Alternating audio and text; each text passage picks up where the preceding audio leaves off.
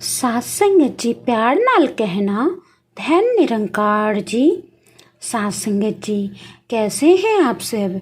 Comment box में ज़रूर बताइएगा। आशा करती हूँ कि आज के दिल छू लेने वाली विचार आप जी को बहुत पसंद आएगी। तो आइए संतो जी आज का निरंकारी विचार सुने। सात संगत जी, ईश्वर की रजा मानना, परमात्मा के भाने में रहना अर्थात प्रभु इच्छा को सहज भाव से स्वीकार करना संतों का स्वभाव रहा। लेकिन प्रभु की इच्छा में अपनी इच्छा को विलीन कर देना आसान नहीं है। फिर भी संतों ने यही कहा कि तेरा भाना मीठा लगे, इसे स्वीकार करना है। विचार करे तो यही लगता है कि भाना मीठा कहाँ होता है, इसको मीठा मानना होता है। स्थिति अनुकूल हो या प्रतिकूल, हमें इस प्रभु का भाना मीठा लगने लगे।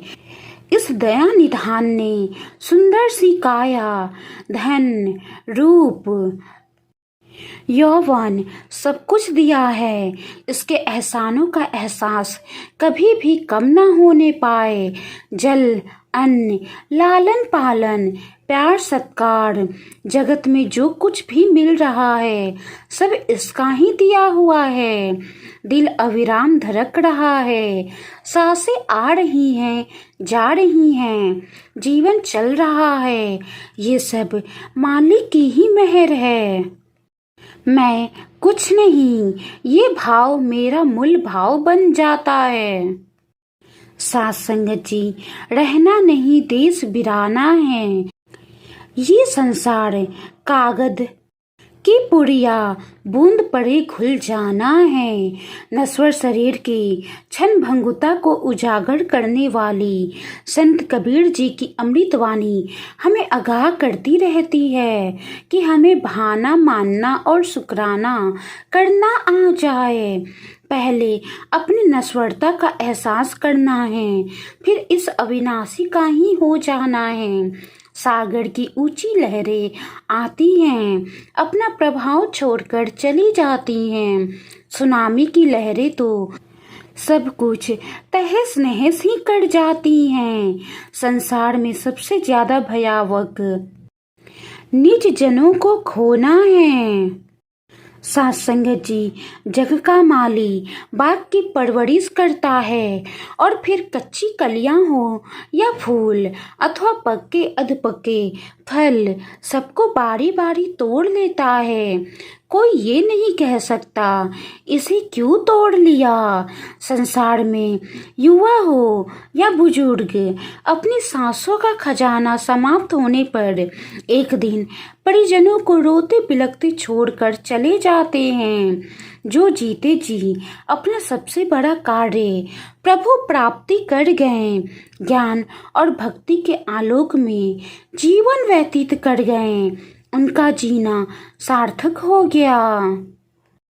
और जो जीते जी अपना सबसे बड़ा धन प्रभु प्राप्ति नहीं की, परमात्मा को पाया नहीं, भक्ति भरा जीवन व्यतीत नहीं किया, वो आवागमन के चक्र में फंसे रहने को विवश हो जाते हैं। सात संगत जी, जन जन के हृदय सम्राट बाबा हरदेव सिंह जी ने जब नश्वर शरीर त्यागा तो लाखों आंखें नम हुई, करोड़ों दिल चित्कार कर उठे। फिर भी भाने को मीठा करके ही मानना था। मन को धीरज धीरे धीरे आता है। सात संगत जी, असहज समय में सुमधुर स्वरों में बोलने वाले के भी गले रूंध जाते हैं, शब्द लुप्त हो जाते हैं, पर भाने को मीठा करके स्वीकार करना ही होता है। जिस ठाकुर सियो नहीं चारा, ताको कीजिए सद नमस्कारा। सात संगत जी, भाना मीठा नहीं है पर मीठा लगे, मुझे तेरी रजा स्वीकार हो, ये आशीष इनसे ही मांगना है।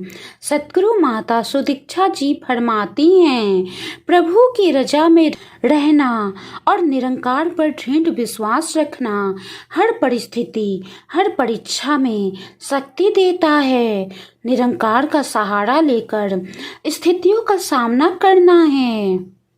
साथ संगत जी, हमारे जीवन में जैसे ही कोई दुख या मुसीबत आती है या कोई काम हमारी सोच के मुताबिक नहीं होता तो हम उंगली उस मालिक की तरफ उठाना शुरू कर देते हैं, लेकिन ये भूल जाते हैं कि शायद ये दुख या तकलीफ जो उसने दी हुई है इसके पीछे भी हमारे भले का कोई राज छिपा होगा।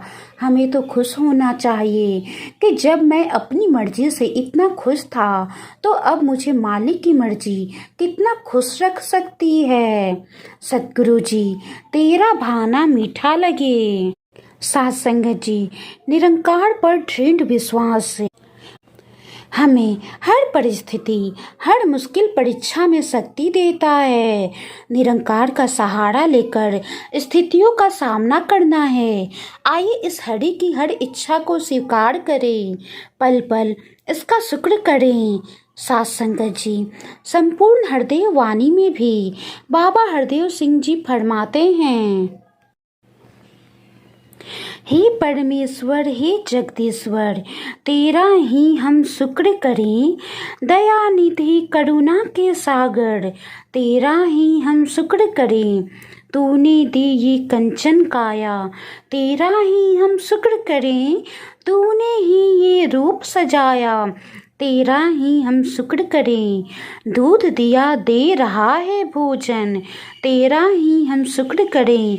कर रहा है लालन पालन, तेरा ही हम शुक्र करें। सांसें आती जाती तुझसे, तेरा ही हम शुक्र करें। धड़कनें चल पाती तुझसे, तेरा ही हम शुक्र करें। निर्बल की पत रखने वाले, तेरा ही हम शुक्र करें। सबके अवगुण ढकने वाले, तेरा ही हम शुक्र करें। बहुत दिया है तूने दाता, तेरा ही हम शुक्र करें। कहे हरदेव हे भाग्य विधाता, तेरा ही हम शुक्र करें। साथ संगत जी, वाणी में अगर कोई गलती हो गई हो तो बख्श लेना जी। आज की विचार के बारे में आपकी क्या राय है, कमेंट बॉक्स में ज़रूर बताइएगा। साथ संगत जी, प्यार नाल कहना धन निरंकार जी।